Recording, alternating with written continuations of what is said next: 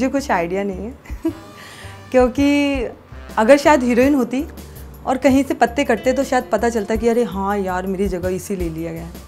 But मैं item करती हूँ, एक सॉन्ग करती हूँ फिल्म में। शायद होती होगी मेरे पीछे भी राजनीति जो मुझ तक खबर नहीं आती है। एक आध बार शायद मुझे पता चला है कि मैं एक फिल्म में गाना करने वाली हूँ और अचानक प्रोड्यूसर या डायरेक्टर के कोई रिलेटिव हैं, उनकी बेटी हो गई या कोई और हो गया जिसको गाना करवा दिया गया। तो ये सब तो मुझे पता चलता है, बट और किसी कारण से मुझे गाने नहीं मिले तो ये राजनीति होती है। मैं बोलती हूँ कि होती है, लेकिन मुझ तक खबर नहीं आती है।